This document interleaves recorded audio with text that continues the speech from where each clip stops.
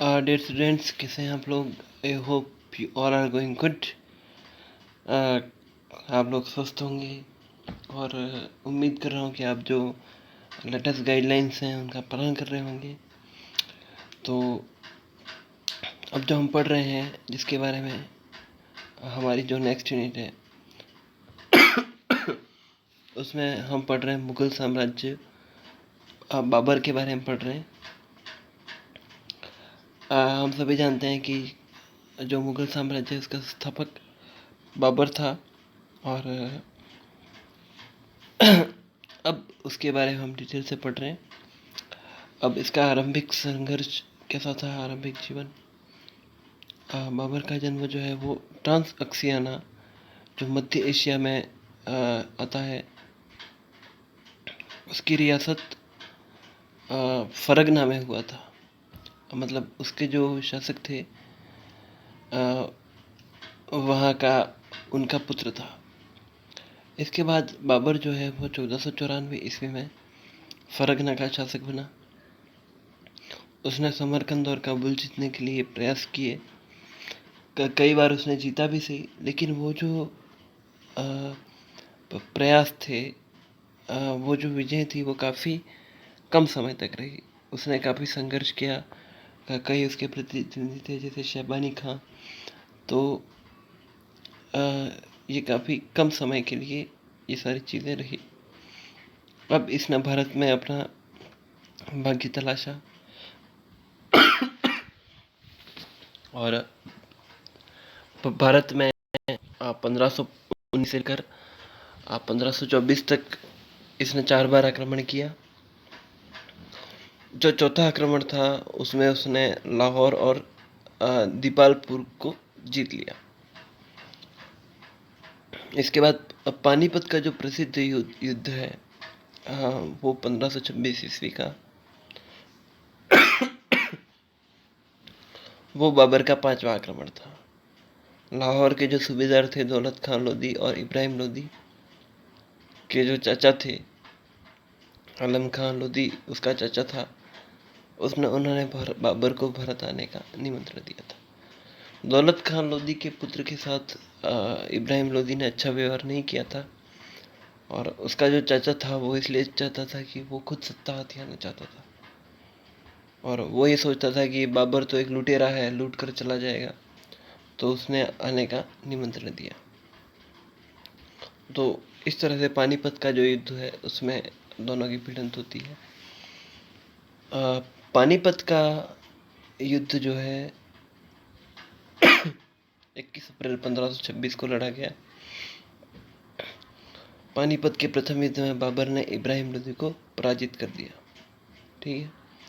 बाबर की जो विजय है उसका कारण उसका तोपखाना और कुशल सेनापतित्व, ये इन दोनों जो मिक्सचर है उन दोनों गुणों का, उसने पानीपत की विजय दिलाई। इस युद्ध में बाबर ने तुलुगमा युद्ध पद्धति का प्रयोग किया था। लेकिन पानीपत के युद्ध ने भारत के भाग्य का नहीं बल्कि लोदियों के भाग्य का निर्णय किया। इसका क्या, ये क्यों कहा जाता है? क्योंकि पानीपत के युद्ध से पहले इब्राहिम लोदी अनेक युद्ध हार चुका था। इब्राहिम लोदी बहुत सारे युद्ध हार चुका था और उसकी सल्तनत कुछ खास रह नहीं गई थी। जो राणा सांगा था उसने 2 बार इब्राहिम लोदी को परास्त किया था और वो अफगान जो साम्राज्य था वो लगभग बिखरने ही आ गया था। तो इस युद्ध के बाद बाबर को विरासत में कोई बड़ी चीज़ नहीं मिली उत्तराधिकार में, लेकिन ये ज़रूर था कि लोधी अब पूरी तरह आ चुके थे और बाबर जो था वो अब कम से कम उसको एक स्थायी घर मिल गया था। इसके बाद बाबर और सांगा का संघर्ष होता है। काफ़ी प्रसिद्ध संघर्ष है। जो अगला प्रतिद्वंदी मेवाड़ का शासक राणा सांगा था, जो कि इब्राहिम लोदी को पहले परास्त कर चुका था, जैसा कि हम पहले बात कर चुके हैं। खानवा के युद्ध से पहले बाबर के सैनिक अपना मनोबल खो चुके थे, क्योंकि वो राणा सांगा की शक्ति से परिचित थे। लेकिन बाबर ने सैनिकों का मनोबल बढ़ाने के लिए जिहाद का नारा दिया और मुसलमानों पर लगने वाले तमगा नामक स्टाम्प कर को भी समाप्त कर दिया और सैनिकों के सामने कभी शराब न पीने का वादा किया।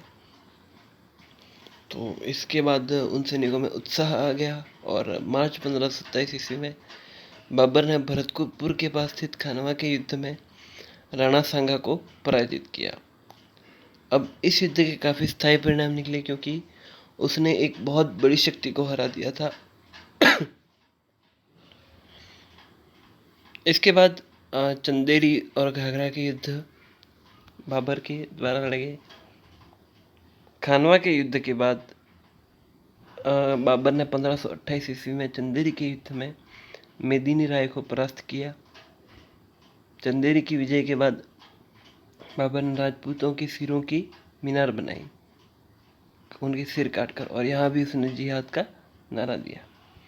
इस युद्ध में राजपूत स्त्रियों ने जौहर किया। इसके बाद मई 1529 में घाघरा का जो युद्ध हुआ उसमें बंगाल और बिहार की उसने लोहानी अफगान सेना को परास्त किया और इसका नेतृत्व महमूद लोदी कर रहा था। और इस युद्ध में एक और व्यक्ति ने भाग लिया था, जिसका नाम था, जो आगे आने वाला है, उसका नाम था शेरशाह सूरी। तो घाघरा के युद्ध के बाद बिहार जो था वो बाबर के नियंत्रण में आ गया और बंगाल के शासक नुसरत के साथ बाबर की संधि हो गई। तो इस तरह से बाबर ने युद्ध किया। इसके बाद बाबर की मृत्यु किस तरह होती है? 1530 ईस्वी में बाबर की मृत्यु हो जाती है। उसने अपनी जो आत्मकथा है बाबरनामा, वो चगताई तुर्की भाषा में लिखी। बाबर से पहले जो दिल्ली के शासक थे वो सुल्तान की उपाधि धारण किया करते थे, लेकिन बाबर ने अब इसको चेंज कर दिया। बाबर ने अब सुल्तान के स्थान पर बादशाह की उपाधि धारण की और बाबर ने खलीफा का आधिपत्य भी स्वीकार नहीं किया। तो इस तरह बाबर ने कुछ बेसिक चेंजेस लाए। अब हम नेक्स्ट वीडियो में देखेंगे हुमायूं के बारे में। Thank you so much.